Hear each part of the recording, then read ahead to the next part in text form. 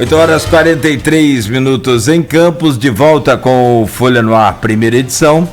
E neste programa de hoje, conversando com o Wellington Cordeiro, presidente da Associação de Imprensa Campista, que fala justamente sobre essa questão de imprensa, pandemia, vacinação, fake news, esse momento em que vivemos novo, esse, digamos aí, né, o novo normal agora. Será que é novo normal você ter esse convívio direto? E olha, eu via um filme agora recentemente nesses Netflix, sobre a questão da internet, justamente o algoritmo que quase que domina a vida da gente. O Facebook tem um controle lá no comando deles, Arnaldo, me desculpa aqui, tá, mas só para ingressar nesse assunto, e a gente está sendo guiado, monitorado, a gente está sendo, sabe, usado tanto é que se você pesquisar a compra de um produto no Google hoje, quando você vai para suas redes sociais, aquele produto dispara, aparecendo ali nas publicidades, tanto no Twitter, Instagram, Facebook, ele dispara. Ah, nossa, que coincidência. Não, isso são os algoritmos tomando conta da sua vida, né? E lá é complicado isso. E lá no Facebook tem um comando que é assim, ações que você está fazendo fora do Face. Aí tem o banco que você entrou nas últimas 24 horas,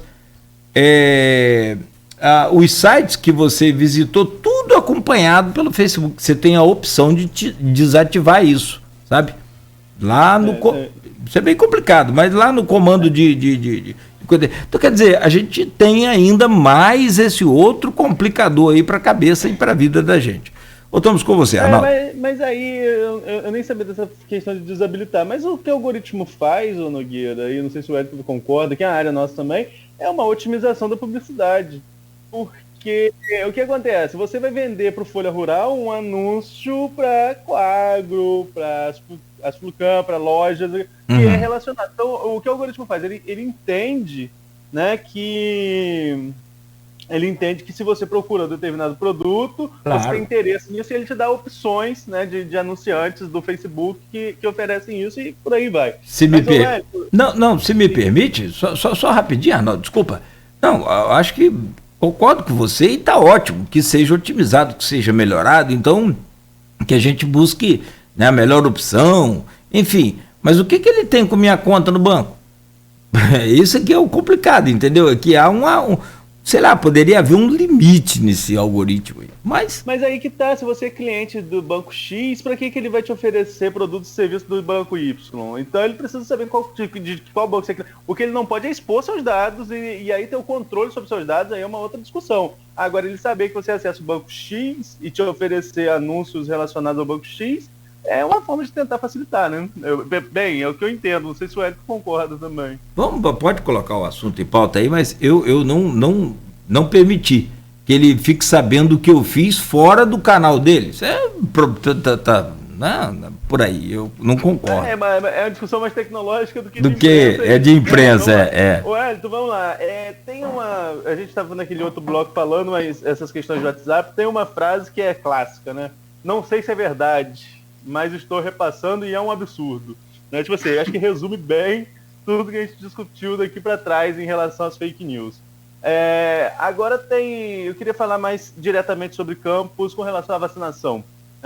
Campos está tendo, e eu sou um crítico aqui, e repito a crítica, a Câmara de Campos, nas últimas sessões, tem ficado rodando em círculos em relação a grupos prioritários de vacinação. E aí, vereador X vai lá e apresenta como prioridade o seu nicho eleitoral, né, como uma forma de jogar para a galera no momento desse que falta vacina.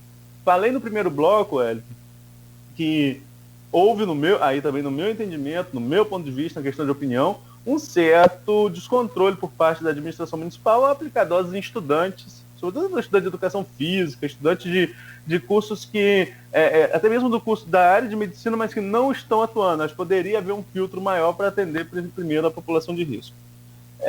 E no caso do jornalista, né? Eu, como jornalista, eu tô em casa. Eu só vou à rua em caso extremíssimo. Né? Acho que a última vez que eu fui à rua, numa cobertura jornalística, foi na visita do ministro Tarcísio, aqui a Campos. Foi a última vez que eu saí. Agora, tem jornalista que não. Tem jornalista na rua todo dia, inclusive na frente do Centro de Controle e Combate ao Coronavírus, fazendo, né, reportagem todos os dias. Ele não é considerado grupo de risco? Qual o posicionamento da IC com relação... grupo de risco não, exposto ao risco? Qual o posicionamento da IC quanto a isso em relação às vacinas? Então, Arnaldo, os profissionais de imprensa, eles são primordiais nesse momento, como a gente já tem discutido desde o início aqui, justamente levar a informação para a população, e nesse momento, talvez a informação que mais careça de ser difundida é a questão do processo de vacinação, e aí a gente entende, sim, que os profissionais de imprensa, aqueles que estão na linha de frente, que essa é a grande discussão, sabe, Arnaldo?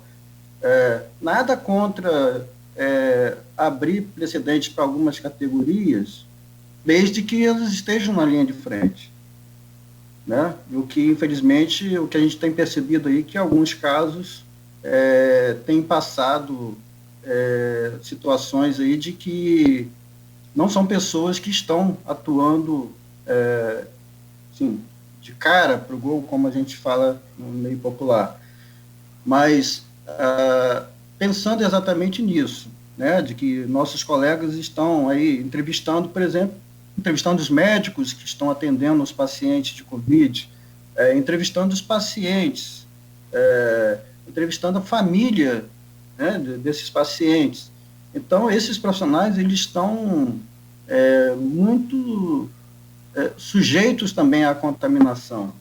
Para você ter uma ideia, isso também não é coisa nova, né? Não é nessa retomada da gravidade da pandemia, né, nesse período, que a gente chega a essa conclusão. É sempre bom a gente ter embasamento para colocar uma informação.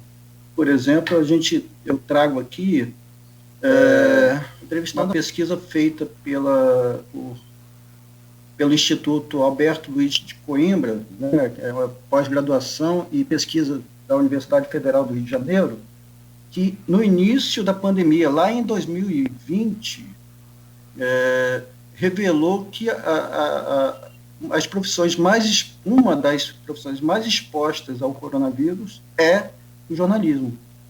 Então, o jornalista, diante dessa pesquisa, ele aparece com 51% de chance de contaminação.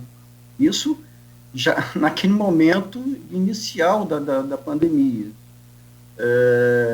Só para embasar mais ainda nessa questão, em apenas 3 meses desse ano, foram registrados 86 casos fatais, superando aí em 8,9 o total de 2020. Em 3 meses, foi superado o número de casos fatais, né, de jornalistas falecidos por conta da Covid. A média do ano 2020 registrou 8,5 mortes por mês. Então, quer dizer, a gente está numa situação realmente de grande risco para a classe jornalística. Então, mas aí, para embasar também uma discussão que você pode colocar como favorecimento. Então, a Associação de Imprensa Campista entendeu durante esse período que não é um favorecimento, é um reconhecimento. E aí a gente aguardou serenamente ao nível de orientação, de inclusão de categorias para vacinação. Então, o que acontece? A gente respeitou todo o período direcionado para profissionais da área de saúde, especificamente. A partir do momento que o município de Campos começou a abrir precedentes para categorias outras, que acho justo, por exemplo, o caso da Guarda Municipal, né? Quantos guardas também faleceram de Covid, quantos outros também ficaram doentes. Então, a partir do momento que a Prefeitura de Campos abriu para outras categorias, a Associação de Imprensa Campista entendeu que era o momento também de acolher a esses profissionais que também estão correndo esse tipo de risco de contaminação. Então, no início do mês de abril, né, especificamente dia 2 de abril, a associação encaminhou à Prefeitura uma solicitação de inclusão da categoria de profissionais de imprensa com prioridade de vacinação. E isso saiu da cabeça da Associação de Imprensa Campista? Não, a gente está, na verdade, também embasado por orientações, por exemplo, da FENAGE. Como falei, é a Federação Nacional de Jornalistas, que já divulgou uma recomendação a nível nacional que reforça esses argumentos para que as associações e os sindicatos de jornalistas do país se dirijam às autoridades municipais para que isso seja efetivado, entendendo exatamente a exposição que esses profissionais estão tendo no trabalho diário de entrevistas, principalmente na rua ou nos outros locais que esse jornalista acaba tendo que fazer o seu trabalho. Então, a gente fez essa solicitação, junto da IC, a gente acabou também trazendo o Sindicato dos Jornalistas Profissionais do Estado do Rio de Janeiro, uma informação recente que gostaria também de colocar aqui, é que o Sindicato dos Jornalistas do Estado, porque a Associação de Imprensa Campista, destacar aqui que ela não tem uma característica sindical. Sim. Ela é apenas uma associação de apoio aos jornalistas. Mas a gente está associado aí agora, nessa empreitada, ao sindicato estadual, e é importante destacar nesse momento que hoje Campos conta com um delegado do sindicato. Então, existe o delegado do Norte Fluminense, que é o Adelfran Lacerda. Então, eu procurei, nesse período, para que a gente fizesse esse ofício em conjunto, entendendo que não é uma luta só da IC. Então, a gente buscou o apoio do Sindicato dos Jornalistas do Estado do Rio de Janeiro.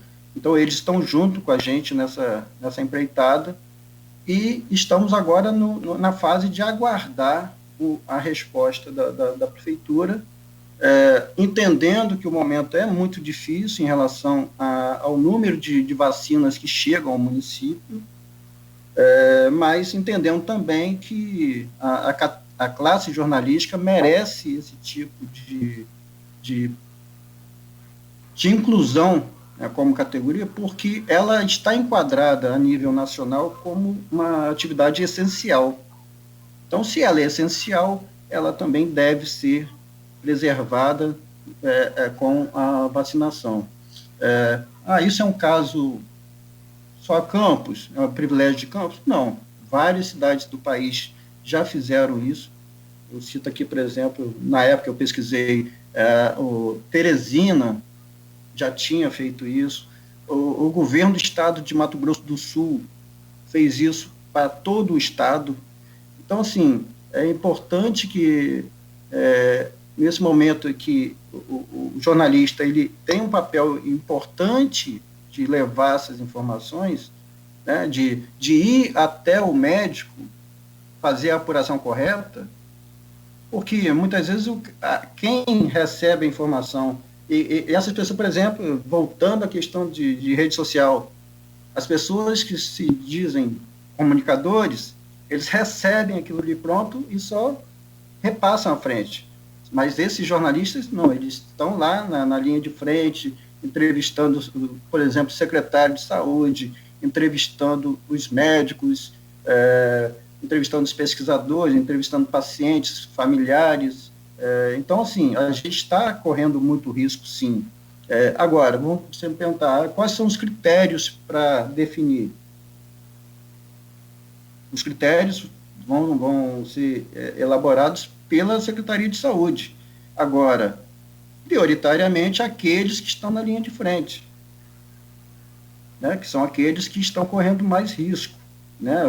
E aí eu faço uma reflexão seguinte: a classe jornalística em atuação em campos é muito pequena. Então, e isso também corrobora por uma possibilidade de inclusão da categoria como prioridade de vacinação. Porque não estamos falando aqui de um quantitativo absurdo, né? São poucos profissionais nessa linha de frente do coronavírus, volto a dizer, com esse papel importantíssimo de ir lá na frente de guerra, né?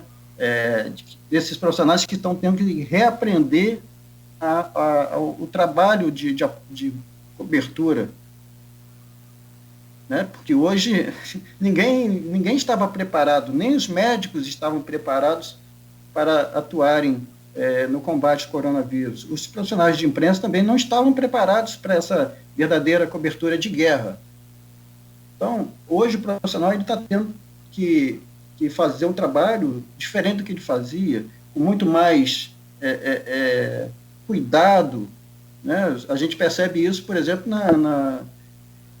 nos telejornais locais. Você percebe que hoje não há mais o uso do mesmo microfone, né? O repórter usa um, o entrevistado usa outro, então tem que higienizar, quando acaba uma entrevista, tem que higienizar o microfone, tem que ter um distanciamento. Então, os órgãos de imprensa, eles têm feito o papel de orientar os profissionais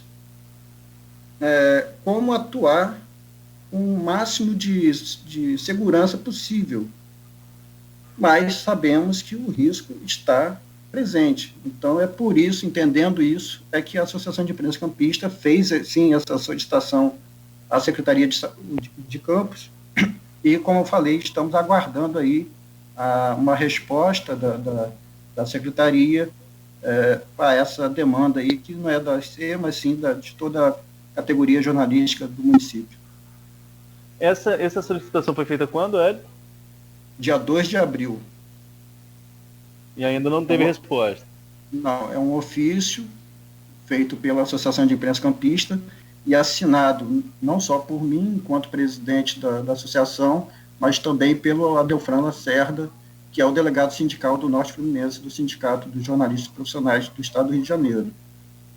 Certo. Nós já estouramos nosso horário aqui, são 9 horas e 1 minuto, né? Eu estava olhando as perguntas do grupo, Arnaldo Garcia, Silvana Venâncio e o Raul Palácio fizeram perguntas que a gente já acabou discutindo os assuntos no grupo aqui do programa, então peço desculpa a eles, mas são assuntos que a gente já falou. A questão da liberdade de imprensa, a questão de negacionismo, enfim, já falamos sobre isso. Tem uma pergunta do Raul que seria para a gente fechar, né? Uma pergunta rápida para a gente fechar. Mas, resumidamente, responder também aqui ao Rogério Bacchini, antes da pergunta do Raul. Ele pergunta o seguinte: como presidente da IC, como se encontram atualmente as condições estruturais da associação administrativa e econômica e quais são os projetos, os rumos futuros referentes ao desenvolvimento da mesma? Bom, a Associação de Imprensa Campista é uma entidade bastante antiga no município. Para você ter ideia, ela foi fundada em 1929. Temos uma sede própria ali na Tenente Coronel Cardoso. E como grande parte das associações sem fins lucrativos, estamos passando por um momento bastante delicado, sim, tendo em vista que o associado, né, que na verdade é aquele que mantém a associação, a gente entende que são outras prioridades, então o número de sócios contribuintes é muito reduzido. Então, a gente está aí numa batalha árdua para primeiramente manter a associação viva e atuante, manter o prédio, que é um prédio tombado pelo Copan. Então, assim, é difícil, mas é necessário, né? A gente entende a importância não só do prédio da associação, mas também da ação da associação. Como eu falei, a associação ela não tem um cunho sindical. Então, assim, o que a gente pode fazer, na verdade, é estar aí de apoio no apoio aí dos jornalistas em várias situações, como eu falei, infelizmente, nesse período, uma atividade muito triste para a associação, por exemplo, é fazer nota de pesar em homenagem aos nossos colegas falecidos e grande parte por conta do coronavírus, e também assim, de estar atento a essas campanhas de valorização da profissão, e temos também algumas atividades, como, por exemplo, a Semana da Imprensa, que a gente já faz há bastante tempo, né, e deveremos realizar em junho deste ano, que é um momento em que a gente faz uma discussão em torno da profissão,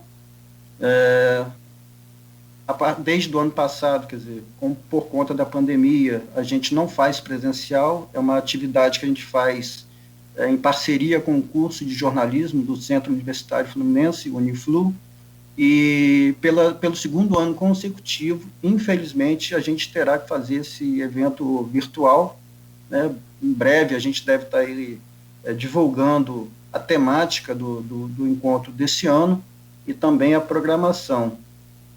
Então, assim, a associação, ela parte desse princípio dessa atuação voltada mais para uma discussão em torno da profissão, de um apoio em relação aos profissionais, de orientação também em relação ao exercício da profissão. Então, assim, estamos nesse caráter mais de estar ao lado do profissional, para levar para ele não só essas informações relacionadas ao exercício, mas também trazer instituições que estão em nível estadual e até nacional. Volto a destacar aqui a nossa parceria com o Sindicato dos Jornalistas Profissionais do Estado do Rio de Janeiro e com a própria FENAGE, que é a Federação Nacional de Jornalistas. Então, assim, na verdade, uma porta que está aberta aí para os profissionais, e fica aqui o convite para os profissionais que, por acaso, não conheçam a associação de perto, que podem me procurar para que a gente possa aproximar a IC dessas pessoas. Wellington, para fechar rapidamente. Oi, Nogueira. Desculpa te interromper, estou recebendo aqui uma mensagem do jornalista e delegado, então, né, do sindicato, o Adelfran Lacerda. Ele manda aqui o ofício, né, o ofício que foi o 001 de 2021, enviado ao gabinete do prefeito de Campos, o senhor Vladimir Garotin, com o dia 2/4.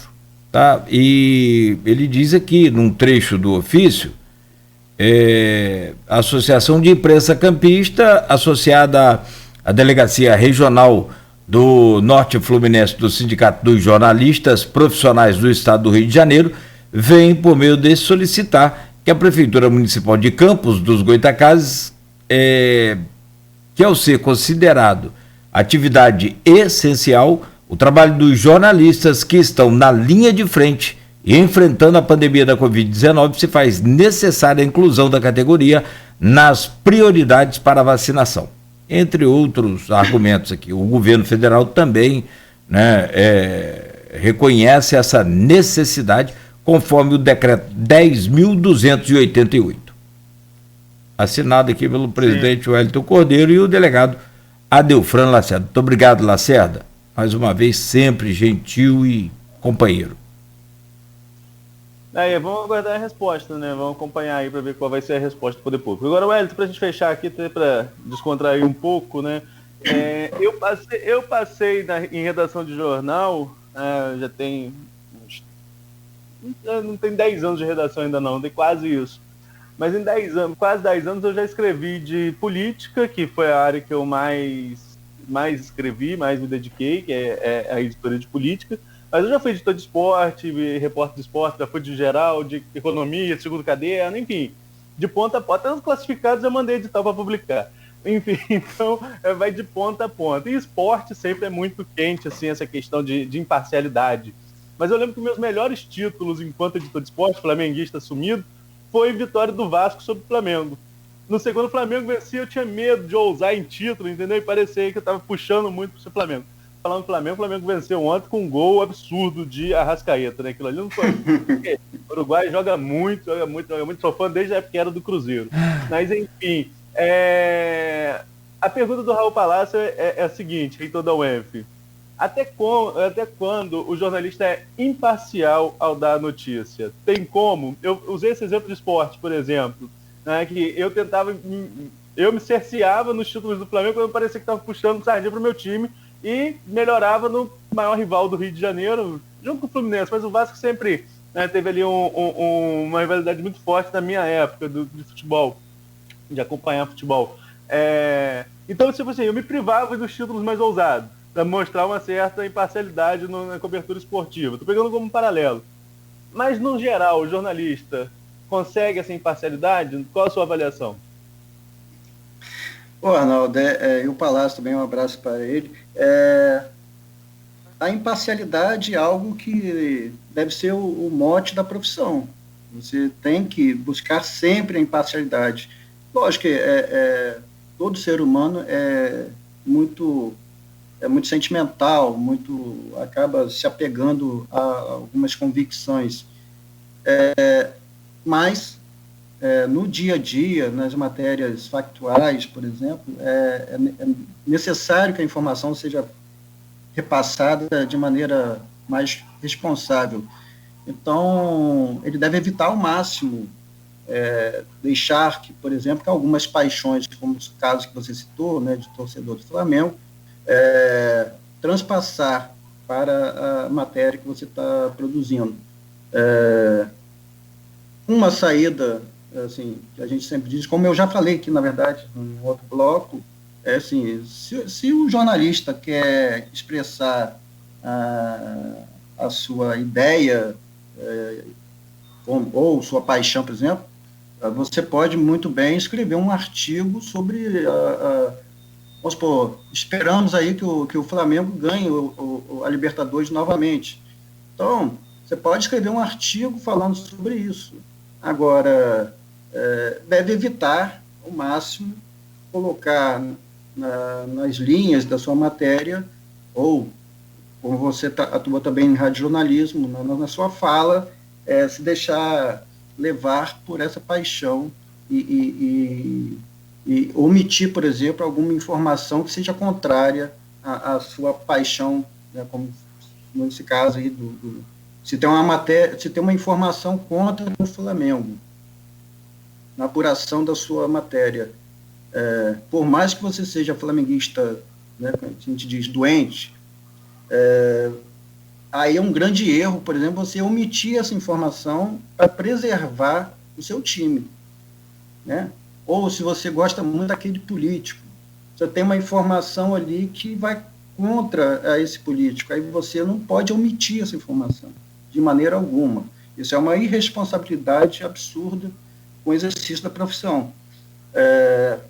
Mas, quando você assina um artigo, aí você está livre para extrapolar as suas paixões, as suas ideologias, e aí você pode fazer o que você quiser com o seu texto, lembrando sempre com responsabilidade, mesmo colocando as suas palavras, né, a sua opinião. O fato de você ter liberdade para expor sua opinião não pode extrapolar a responsabilidade de você não cair numa situação de ofender o outro. Ofender, aí é caluniar, é injuriar, é difamar, e isso é inaceitável pelo Código Civil brasileiro. Então, isso requer que o Poder Judiciário limite a sua ânsia de expressar a sua opinião. Mas, só para fechar, é exatamente isso. A responsabilidade vem em primeiro lugar. Meu caro presidente... Obrigado, Arnaldo. Meu caro presidente, eu vou fechar o programa aqui com o Arnaldo Neto, usando aqui uma frase da campanha que a FENAGE está fazendo e o Lacerda mandou para a gente aqui né? O jornalismo é essencial para a democracia e na luta contra a Covid-19. Hashtag cadê nossa vacina? Muito bom. Boa, excelente campanha. No meu caso, por exemplo, no caso do Beto, que não faz nada, não precisa de vacina. Nós não estamos na linha de frente, né? Mas no caso do Arnaldo, eu creio que sim.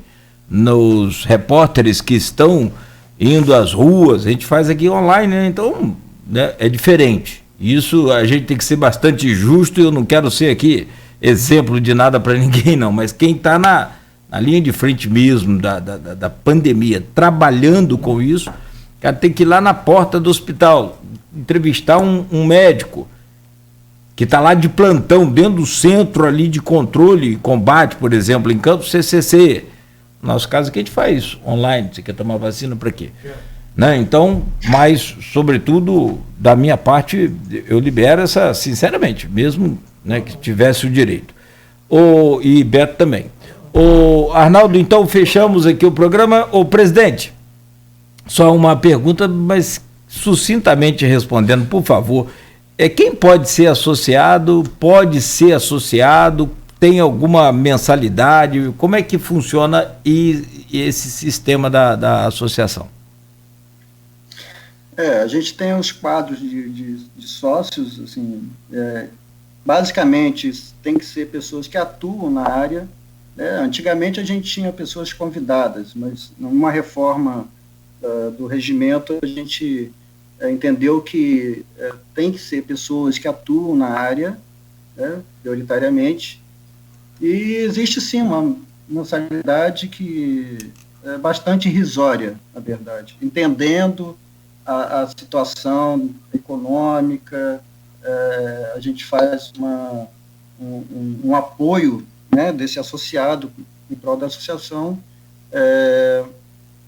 mas assim, eu deixo aqui os meus contatos disponíveis aí para quem quiser saber mais informação dessas questões todas, aí podem me procurar. Deixem aberto aqui meu próprio telefone, o 999-697840. Quem tiver alguma questão aí, algum interesse de saber mais sobre a associação, pode ligar diretamente para mim, ou então nas minhas redes sociais, eu terei o prazer de atender. Muito obrigado aí, um bom dia e obrigado por representar bem aí a categoria. Parabéns. Meu caro... Obrigado, Arnaldo. Arnaldo, bom dia também, obrigado e até amanhã.